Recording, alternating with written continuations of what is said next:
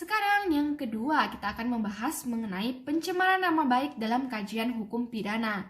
Nah, pencemaran nama baik itu apa sih? Nah, pencemaran nama baik adalah sesuatu hal yang dilakukan oleh setiap orang dengan sengaja dan tanpa hak untuk mengedarkan dan atau mengirimkan dan atau membuat sesuatu agar dapat diaksesnya informasi elektronik dan atau dari media dokumen elektronik yang memiliki beban atau isi dari penghinaan atau pencemaran nama baik.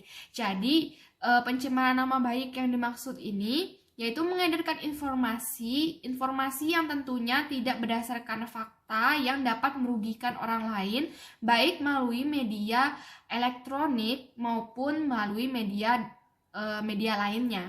Nah, penyebaran pencemaran nama baik atau penghinaan atau fitnah yang dilakukan dengan cara tertulis dikenal juga dengan libel, sedangkan yang diucapkan disebut sebagai slander. Nah, berkaitan dengan kasus Augifantinus ini berarti tergolong dalam pencemaran nama baik libel yang mana secara tertulis ya kepada oknum yang kepada pihak yang terkait. Kemudian berdasarkan pada penjelasan yang diuraikan di dalam KUHP tertulis bahwa penghinaan atau pencemaran nama baik bisa dilakukan secara lisan atau tulisan tercetak.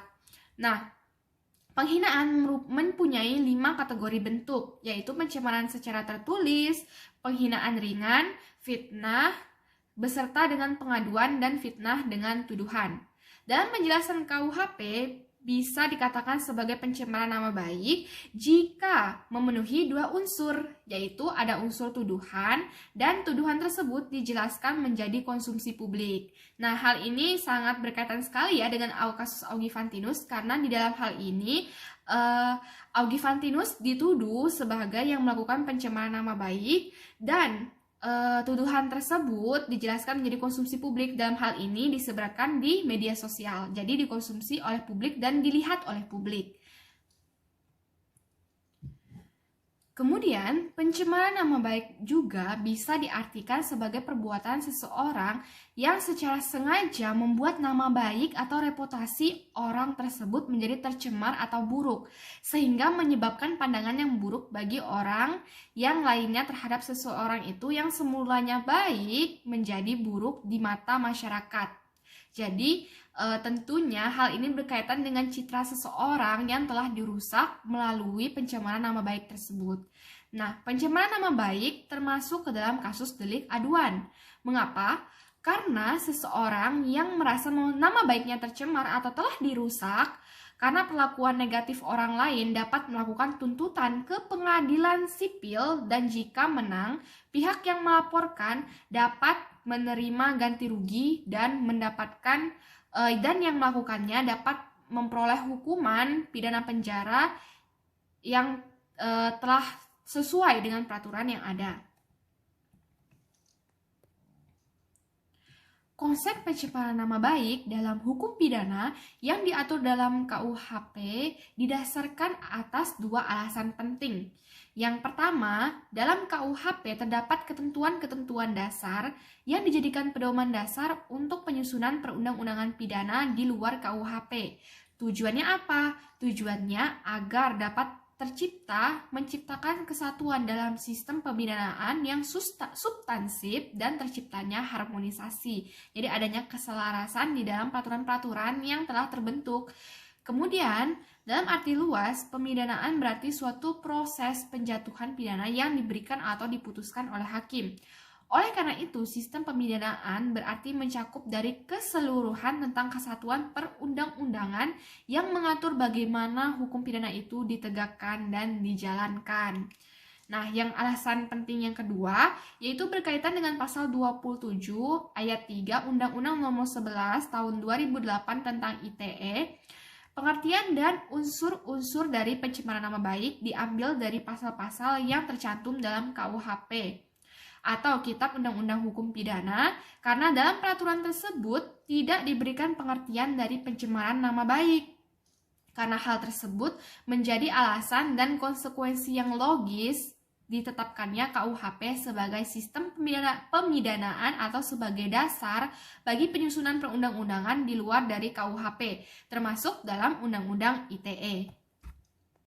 Assalamualaikum warahmatullahi wabarakatuh. Nama saya Minamati Agustina dengan NIM 1902997. Di sini akan melanjutkan pematerian mengenai unsur penghinaan. Yang pertama ialah pada pasal 310 KUHP dijelaskan bahwa yang termasuk kepada unsur penghinaan ialah yang pertama pada ayat 1, unsur kesengajaan menyerang kehormatan atau nama baik seseorang dengan menuduhkan sesuatu hal dan unsur yang dimaksud untuk diketahui secara umum.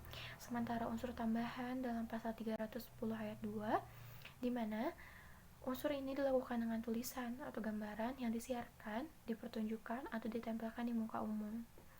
Yang kedua, kita akan masuk ke pembahasan mengenai perbedaan penghinaan dan kritik. Seperti yang kita tahu, kritik adalah opini yang didasarkan pada penilaian seseorang akan sesuatu. Sebuah kritik diucapkan atau ditulis oleh seseorang dengan tujuan agar sesuatu yang dinilainya bisa menjadi lebih baik. Terkadang sebuah kritikan itu mengandung pernyataan pahit yang tidak enak untuk didengar, bahkan menyakiti hati. Namun, pada dasarnya kritik itu selalu menyatakan solusi untuk memperbaiki suatu masalah. Berbeda halnya dengan hinaan. Pada hinaan tidak ada setitik pun unsur bantuan yang bisa kita ketemukan di dalamnya. Niat utama dari orang tersebut ialah untuk melecehkan, mempermalukan, merendahkan, agar target hinaan ini merasa kecil hati, rendah diri, tidak dihormati, dan bahkan tidak berguna. Nah, sekarang kita masuk ke pembahasan ketiga mengenai hoax. Masalah hoax yang muncul dan menjadi topik di tengah kehidupan masyarakat beberapa waktu akhir ini menunjukkan bahwa perkembangan masyarakat yang semulanya lebih sederhana menuju kepada kondisi modernitas yang semakin kompleks. Masyarakat yang memasuki budaya baru yang belum sepenuhnya disadari kelebihan maupun kelemahannya. Hoax ini ialah info beberapa waktu akhir ini menunjukkan bahwa perkembangan masyarakat yang semulanya lebih sederhana menuju kepada kondisi modernitas yang semakin kompleks. Masyarakat yang memasuki budaya baru yang belum sepenuhnya disadari kelebihan maupun kelemahannya. Hoax ini ialah informasi, berita palsu, atau bohong. Dalam KBBI tersendiri disebutkan bahwa arti hoax adalah berita bohong. Hoax merupakan informasi yang direkayasa untuk menutupi informasi sebenarnya. Dengan kata lain, hoax ini bisa didefinisikan sebagai upaya untuk memutarbalikkan fakta menggunakan informasi yang seolah-olah meyakinkan, tetapi tidak dapat diverifikasi kebenarannya. Nah, selanjutnya teman-teman kita akan menuju ke bab 3 yaitu pembahasan.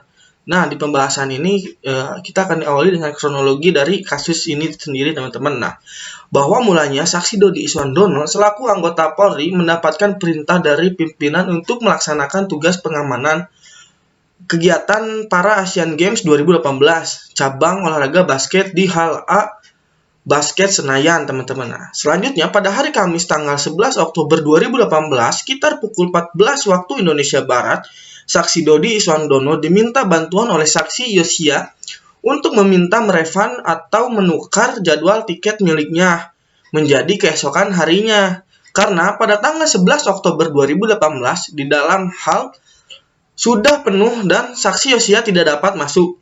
Selanjutnya, saksi Dodi Iswandono menuju tiket box yang berada di Hal A Basket Senayan dan menanyakan kepada saksi Hasanuddin Siregar selaku panitia yang menjaga di tiket box Hal Basket Senayan, Jakarta Pusat. Dan dijawab oleh saksi Hasanuddin Siregar, tidak bisa karena saksi Hasanuddin Siregar hanya untuk penjualan tiket, tidak menerima refund tiket yang sudah dibeli. Kemudian saksi Dodi Iswandono meninggalkan tiket box Hal Basket Senayan. Selanjutnya, pada saat saksi Dodi Iswandono akan menuju ke pemilik tiket, saksi Dodi Iswandono dipanggil oleh terdakwa Augie Fantinus Wiana yang langsung menawar tiket yang saksi Dodi Iswandono pegang dengan berkata, "Cepe pak." Dan saksi Dodi Iswandono mengatakan bahwa tiket yang saksi Dodi Iswandono pegang tidak dijual karena milik orang lain. Namun, orang tersebut memvideokan saksi Dodi Iswandono dengan berteriak, polisi calo."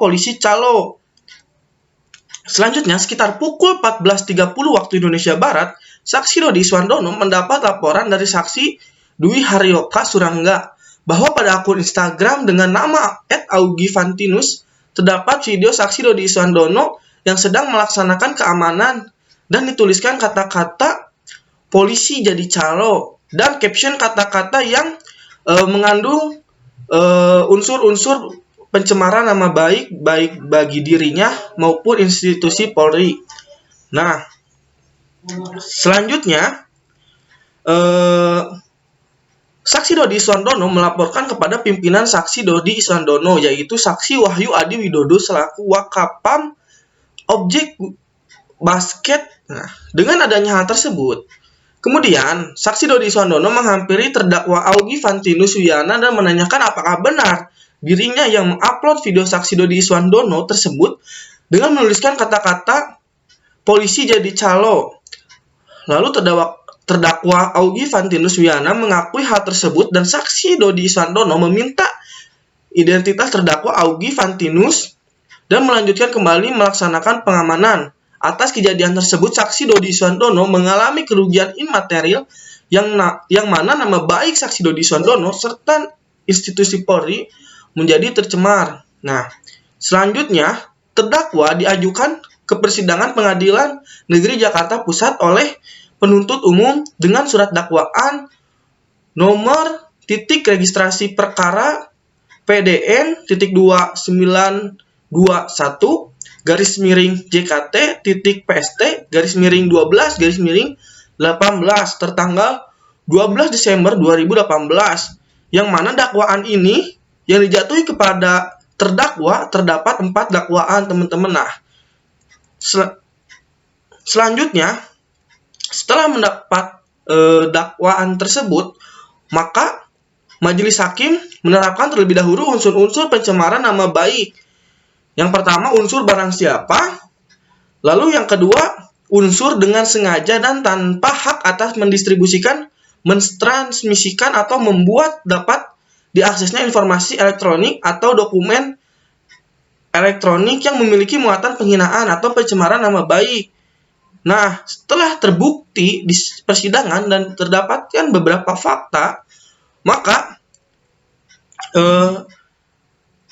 terdakwa dapat diadili. Nah, hasil dari pengadilan menyatakan bahwa terdakwa Augie Fantinus Wiyana telah terbukti secara sah dan meyakinkan bersalah melakukan tindak pidana mendistribusikan dapat diaksesnya informasi elektronik yang memiliki muatan penghinaan atau pencemaran nama baik. Yang pertama, menjatuhkan pidana terhadap terdakwa tersebut oleh karena itu dengan pidana penjara selama 5 bulan. Kedua, menetapkan masa penangkapan dan penahanan yang telah dijalani oleh terdakwa dikurangkan seluruh dari pidana yang dijatuhkan. Ketiga, memerintahkan agar terdakwa tetap ditahan. Keempat, memerintahkan agar supaya barang bukti berupa 3 lembar screenshot postingan video beserta postingan fitnah, 1 buah flash disk berisi screenshot postingan video beserta postingan fitnah, 1 buah HP merek iPhone hitam dirampas untuk dimusnahkan, 1 akun email augie@fantinus@gmail.com dengan password sebagai berikut. Selanjutnya, 1 akun email augie.fantinus@gmail.com dengan passwordnya. Selanjutnya, 1 buah KTP atas nama Augie Fantinus Wiyana dan dikembalikan kepada terdakwa Augie Fantinus Wiyana. Yang terakhir, membebankan terdakwa untuk membayar biaya perkara ini sebesar Rp2.000. Nah, mungkin kurang lebihnya seperti itu, teman-teman. Selanjutnya akan dibahas oleh kawan saya. Terima kasih. Baiklah teman-teman, saya Anissa Fadilah dengan NIM 1900339. Saat ini saya akan membahas mengenai analisis permasalahan yang kami angkat. Pertama yang akan saya bahas adalah mengenai Cyber Defamation Law dalam hukum pidana di Indonesia. Seperti yang kita ketahui, dewasa ini kita telah sampai pada era globalisasi yang penuh dengan gemerlap kemajuan teknologi. Globalisasi telah menjadi pendorong lahirnya era perkembangan teknologi informasi. Pancasila sebagai norma hukum tertinggi atau ground norm harus dipahami bukan hanya sebagai sumber hukum bagi bangsa Indonesia, tetapi juga merupakan sumber etika atau source of ethics. Hak-hak yang diamanatkan oleh konstitusi negara kita tercantum pada pasal 28E ayat 3 Undang-Undang Dasar Negara Republik Indonesia tahun 1945 yang menyatakan setiap orang berhak atas kebebasan berserikat, berkumpul, dan mengeluarkan pendapat. Namun, kebebasan dalam mengeluarkan pendapat tidak dapat diartikan bahwasanya kita bebas mengeluarkan apa yang kita pikirkan tanpa memikirkan hak-hak dari orang lain. Derasnya kemajuan teknologi informasi dan komunikasi membuat banyak orang menyalahgunakan kebebasan yang diamanatkan oleh Konstitusi Negara Kesatuan Republik Indonesia. Cybercrime adalah salah satu penyalahgunaan, yaitu aktivitas kejahatan dengan komputer atau jaringan komputer menjadi alat sasaran atau tempat terjadinya kejahatan. Pada Maret 2008 disahkan Undang-Undang Nomor 11 Tahun 2008 tentang Informasi dan Transaksi Elektronik untuk menekan cybercrime di Indonesia. Kemudian, seperti yang kita ketahui, terdapat pula pasal 310 KUHP yang turut membahas mengenai hal ini. Seperti yang kita ketahui bahwasanya di dalam pasal 310 ayat 1, barang siapa sengaja menyerang kehormatan atau nama baik seseorang dengan mendudukan suatu perbuatan yang maksudnya terang supaya hal itu diketahui umum, diancam karena pencemaran dengan pidana penjara paling lambat 9 bulan atau pidana denda paling banyak Rp4.500. Jelas bahwasanya hal ini hukum pidana Indonesia mengeluarkan berbagai macam aturan perundang-undangan untuk menekan cybercrime atau kejahatan kriminal di dalam media sosial maupun teknologi informasi yang lainnya agar ketertiban masyarakat kita dapat terjaga. Selanjutnya yang akan saya bahas adalah mengenai penegakan Cyber Defamation Law dalam Konstitusi Negara Kesatuan Republik Indonesia. Terdapat unsur-unsur tindak pidana pencemaran nama baik dalam perumusan KUHP pasal 310 ayat 1. Yang pertama adalah unsur objektif, yaitu 1. Barang siapa. Kata tersebut menunjukkan orang yang apabila orang tersebut terbukti memenuhi semua unsur yang dimasukkan dalam pasal 310 KUHP, maka ia dapat disebut sebagai pelaku. Yang kedua, menyerang kehormatan atau nama baik seseorang. Dan yang ketiga, dengan menuduh suatu hal. Cara perbuatan penistaan ini dilakukan dengan menuduh orang lain melakukan suatu perbuatan tertentu. Suatu perbuatan tertentu harus merupakan suatu perbuatan yang sedemikian diperinci secara tepat atau yang sedemikian ditujukan secara tepat dan tegas. Tetapi harus dinyatakan juga macam perbuatan tertentu dari kelompok jenis yang dimaksud serta tempat dan waktu perbuatan. Selanjutnya terdapat unsur subjektif yang akan dijelaskan oleh rekan saya, Firlia Amalia. Baik, Assalamualaikum warahmatullahi wabarakatuh. Lalu perkenalkan, nama saya Firlia Amalia dengan NIM 1903985. Nah teman-teman, di sini saya mau menjelaskan mengenai unsur subjektif dari kasus ini. Nah, yaitu dengan maksud yang nyata. Dengan maksud yang nyata di sini, ini tuh di tuduhan ini diketahui oleh umum karena beliau menyampaikan ke media sosial. Nah, yang kedua itu dengan sengaja. Nah, beliau itu perbuatan yang sengaja ditujukan terhadap perbuatan, artinya pelaku mengetahui perbuatan ini, pelaku menyadari, jadi sadar pelaku itu terhadap apa yang ia lakukan. Nah, sekarang kita masuk ke kasus Augie Pantinus Wijaya dalam perspektif hukum pidana Indonesia.